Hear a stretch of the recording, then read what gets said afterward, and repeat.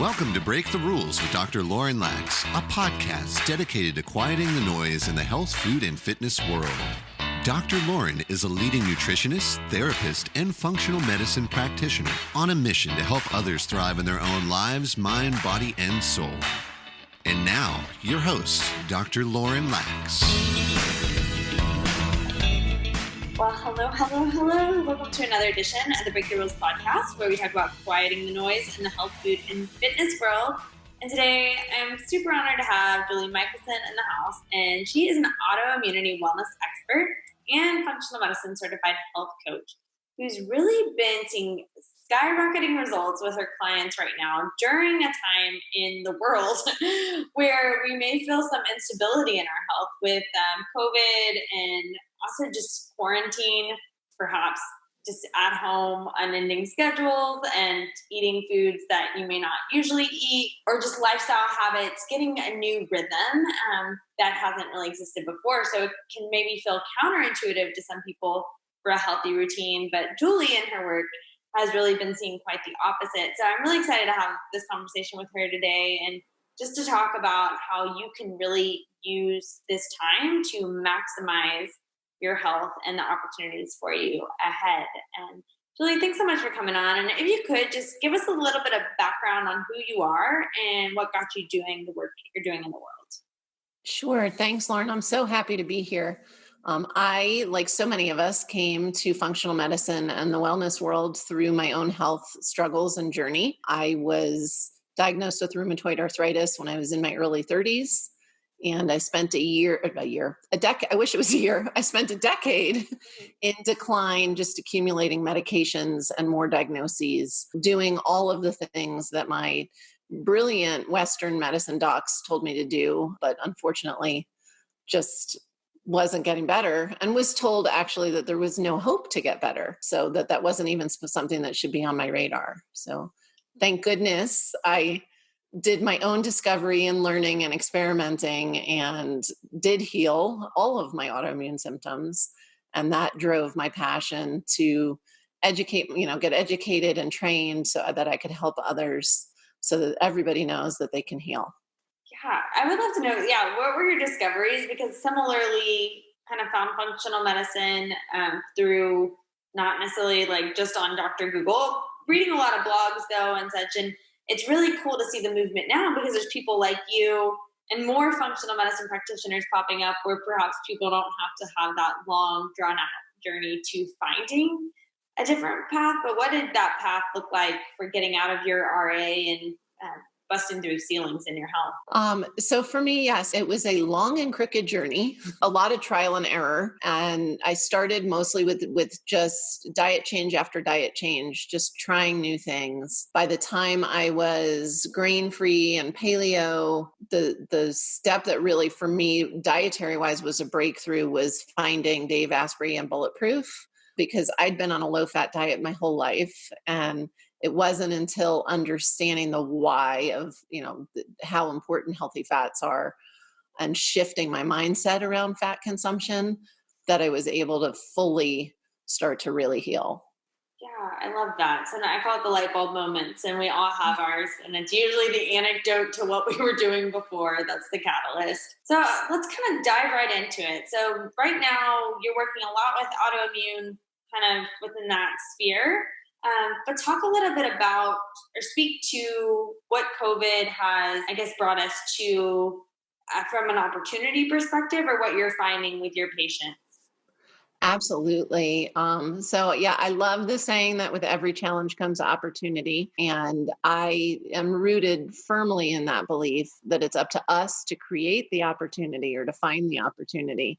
And what I'm seeing with my clients has been remarkable. Even somebody in my mindset who expects good things to be coming, with these challenges, to see the progress and the ease of progress that my clients are making right now has just blown me away. It's been incredible, largely due to most of them are home and they're, working from home. And, yes, there's stresses and struggles that come with, as you mentioned, creating the new routine and finding the new normal. But what we're seeing is that when people are focusing on their health in this unique time from being at home. They're making progress at a rate I just have never seen in my practice before. Yeah, I would actually concur with that and have seen that as well, and have seen many of my clients being very proactive, whereas before it sometimes felt like it was part of their agenda, maybe for our sessions or for like the habits and the intentions that they were setting for themselves, and being very like diligent. Give us maybe a couple specific examples that really stick out to you, and kind of the work that you're seeing people being able to do during this time. Sure. Two clients just popped to mind, so I'll share a little bit about each of them. One is a new client, so she came to me during this time, and had, I think, had been referred to me a couple times over the years, and finally pulled the trigger. And we started with her with diet change that she thought was going to be so difficult to implement, and she wasn't coming from what I would call a clean diet whatsoever. And she just, every time I see her, she says, I can't believe how easy this has been. Like, I just can't believe how easy this has been. So being in control of the food she's eating, not eating at restaurants, not rushing to meetings or having lunch meetings, has just made it so easy for her to step into this new lifestyle and really get it rooted before she goes back out into her workaday world. Yeah, I think similarly. So let's kind of like break that down for folks. Like right now, they see maybe the big result that they want, which is just like feeling better usually. Like, I want more energy. I would love to like lose the 5 pounds that I've been like wanting to lose. Or maybe it's like, I would like to have a healthier relationship with my body. So like some very overarching big picture goals that they see. How do you help your clients break that down to really use this time to start leaning into the bigger goal that they have? Sure. For everybody, it's going to be a little bit different, right? Depending on their history and, as you said, their relationship with their body going into it. So I would say the first place is always working on your relationship with your body and using this time to show your body love. And so that might look different for each of us. What area are we really not showing our body love? And that would kind of be my starting point. So with that client that I had mentioned, that was diet. I have another client, the other one who came to mind is a long-term client, and he's a busy executive. We've been working together for a while. He's made a lot of incredible changes, but without me even addressing it, from running his business from home. So he's still really working full time, has, a wife and 2 kids at home with him. But he has created the opportunity to work out in a way that he has never before. So he's so committed to this new fitness routine that he's created. Being at home, he's working out with a trainer. He's just getting such a variety of exercise, including yoga. And it's just been truly, truly remarkable. And for him, that was the area of love for his body that was lacking before. Yeah. So step 1 would be finding like, is it a practice or is it like a mindset?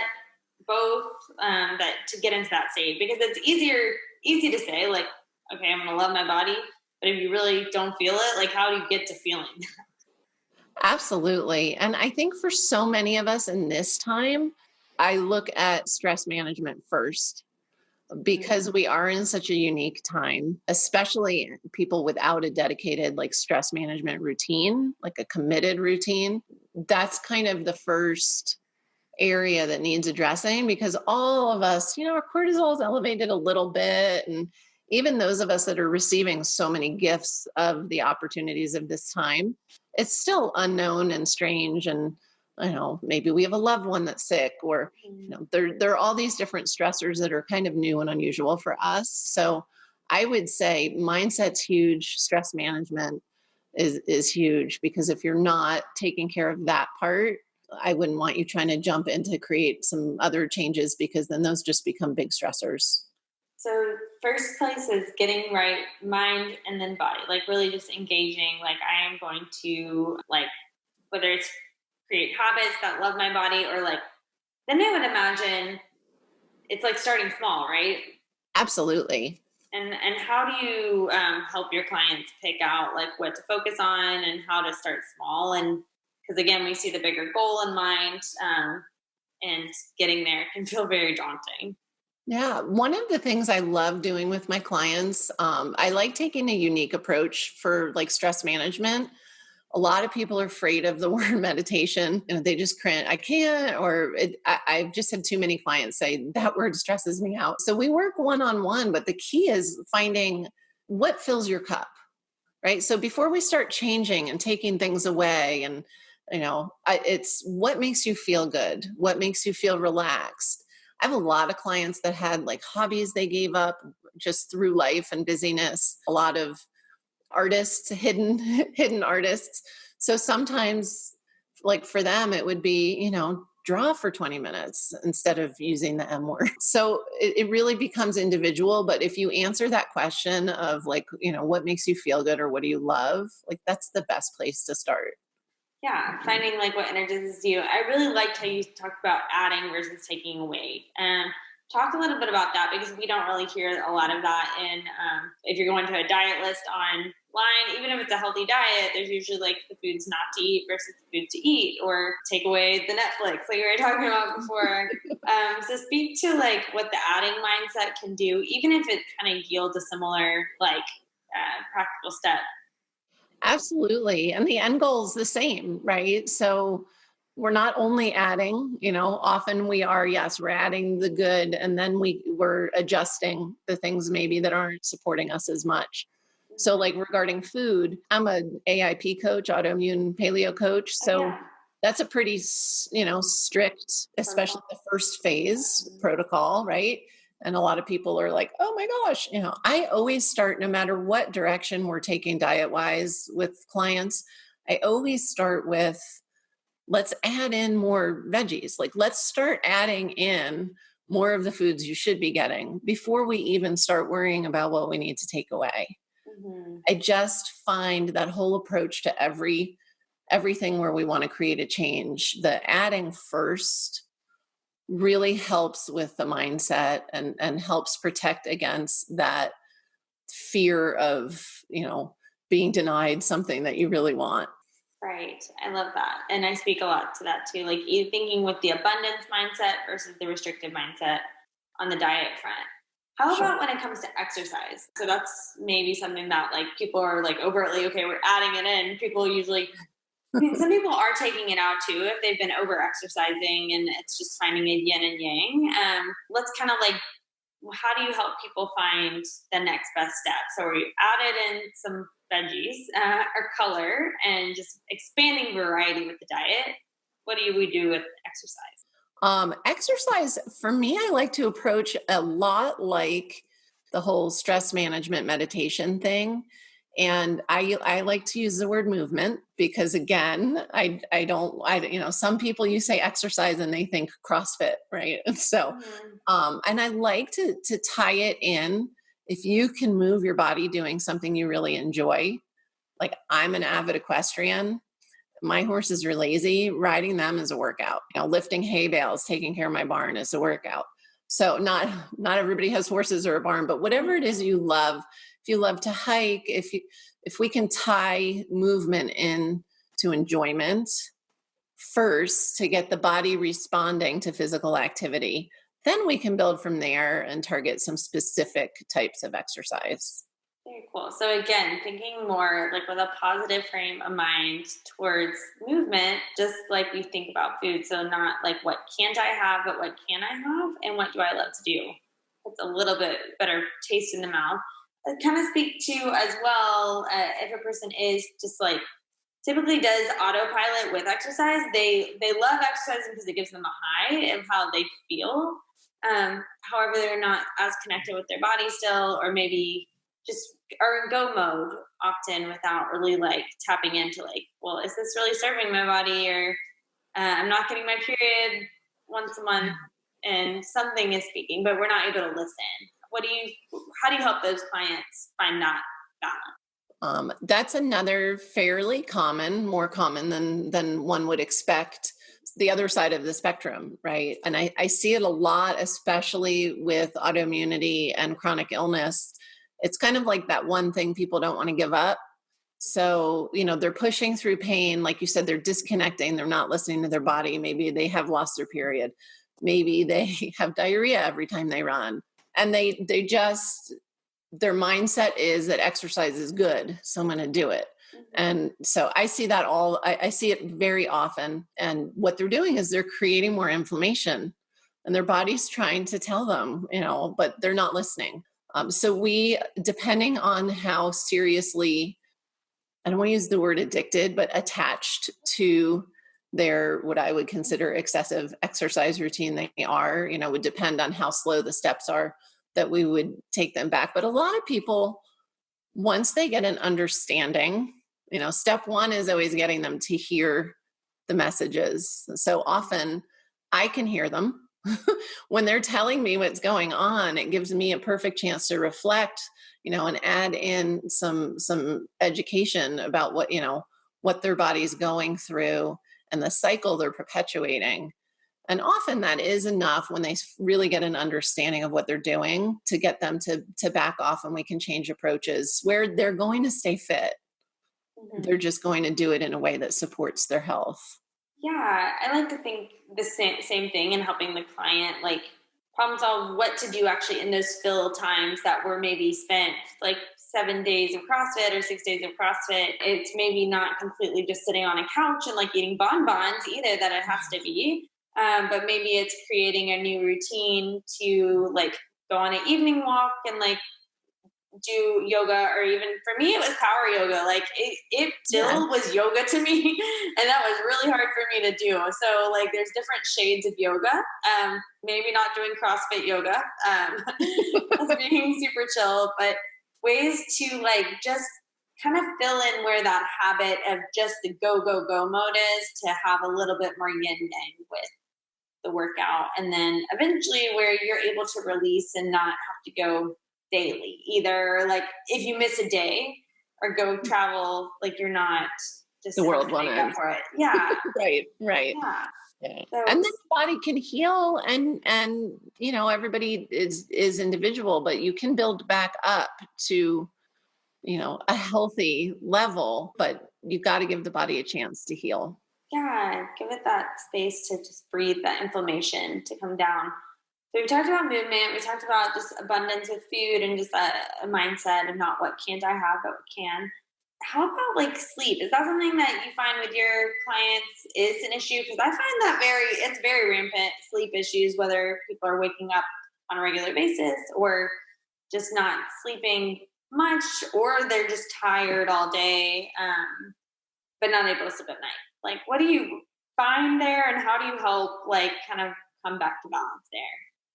Sleep is, I would say, less than optimal sleep is probably an issue for almost every client I work with. Mm-hmm. So yes, it's rampant. And that's one of the things, as we were chatting before, that right now is like, pay attention. Don't be up all night binging Netflix. Sorry, Netflix, I always pick on you. But, this isn't a slumber party or a big extended weekend. It's so important. So you asked where we start. I always start with routine. So creating and maintaining a routine is the starting place. And then we work on optimizing the sleep quality. But first we really focus on giving the body that regular sleep time, which is usually longer than most people like to tell themselves they need. Yeah. So kind of someone brought a point up about routine one day. It's like as little kids, we're so used to routine. Like we love bedtime stories and bath time, maybe like drinking whatever you drink before bed. And then as adults, it just kind of like falls off the way. Like we have no routine. It's like we're on our screens until we go to bed at night, or I don't know, just falling asleep to a TV perhaps, or scrolling on our news feeds. So like, what would be an example of a routine? Like, is it like lighting a candle and meditating, or like, honestly, it's another area where it could look different. We could sit down with 25 people and they could each have a completely different kind of routine. I like the lighting the candle idea. I'm going to try that.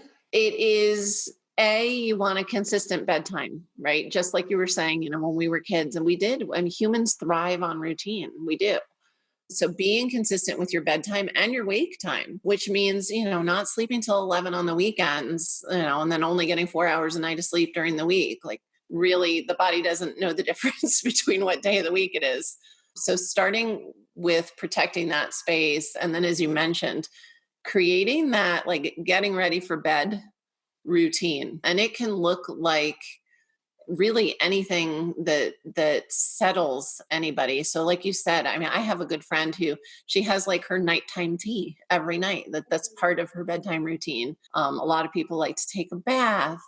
I encourage people to get off screens, ideally at least 2 hours before you go to bed. And if not, please wear blue blockers. For me, part of my routine is I have a red light in my lamp in my bedroom. And so even before I'm actually getting in bed, I'll, walk through the bedroom at some point and turn that lamp on so that as I'm moving around, getting ready for bed, I'm getting that red light to settle down. So really unique, but, not kickboxing, right? Yeah. Gosh. Not a hard workout at, 10 o'clock. Oh yeah. I used to go to 24-hour fitness at like 9 p.m. at night and like my younger days and just so silly, and then come back and eat dinner, and it's just, not in touch with our circadian rhythms there. When we're amping up Absolutely. at night. Absolutely. You're not supposed to know it all when you're younger. Exactly. Yeah. Well, it's helped shape my practice later, just some of these tips and tricks. So Yes. sleep, movement, relationship with food, anything else that you really find as themes that you address with folks? Like, I mean, these are all basics we know, but like how you said, it's an opportunity right now to lean in to one of these little habits at a time. And that, I mean, just even by that doctor, not doctor, was he a lawyer? The guy that you're working with at home? The executive. Yeah. Executive. He's just taken the ball and run with it, just focusing on his movement and seeing he's feeling so much better. So any other areas that you find to be pertinent right now that people could take advantage? Absolutely. So I always work with everybody on what I call the big 5 lifestyle areas. Yeah. And so we talked about 4 of them. And the 5th one would be, I think this is the perfect opportunity to look at toxins in your household. Mm-hmm. Because we're home. And especially right now, people are a little extra into cleaning and disinfecting and clean is great and we want you healthy and safe, but what are you using in your home? Are your cleaners loaded with chemicals that are actually harming you and reducing your immunity? Your personal care products, your kitchen, how much plastic do you have in your kitchen? Do you use nonstick pans? Like all those layers. And that's like a really big process, which is why, when you're home 24 hours a day, it's kind of a nice time to just start, again, just focusing some awareness, just like those other areas, and notice, like when you take out your pan, is it, what's it made of? Right. And a really simple way I find too is encouraging folks, like as you run out of things, like on the product standpoint, is the time to replace it. If you're like, oh, I can't really overall everything right now, like Absolutely. hand soap. What do you suggest from like a kitchen and utensil perspective? And then do you use sources like the environmental working group, or like where do you point people to like really determining, is this not toxic or non-toxic, etc.? Yes. Environmental Working Group, EWG.org, is my absolute favorite place to direct people. And it's how I personally check everything that I want to use. And so, because unfortunately, so many things are greenwashed now, where they're marketed as healthy and clean and green, and they're not. So every time I'm going to buy a new product, I check EWG just to make sure. Or if I want to, it's a great shortcut. If, like you said, when you run out of a product and you make this step to go a little healthier next time, it's a great place to find a more green product to use. Right. So I love them. I do too. I'm glad you talked about detox too, because that is a topic near and dear to my heart. We were talking about a little bit of mold before. Yes. It is real, guys. So Julie, thank you so much for coming on to the show. And where can people find out more about you? Yeah, the best place is my website, juliemichelson.com, and there's no A in Michelson. You can reach out there, set up a time to chat even. And I'm also on Facebook, Julie Michelson Coaching, Instagram, julie.michelson. Awesome. Well, this has been a lovely podcast with you. And just thanks so much for taking some time to come on and help us get back to the basics, but really remind us that this is still an opportunity to really maximize your quarantine and how you want to show up in the world in this new story that you're getting to write. I love that perspective. Thank you so much for having me, Lauren.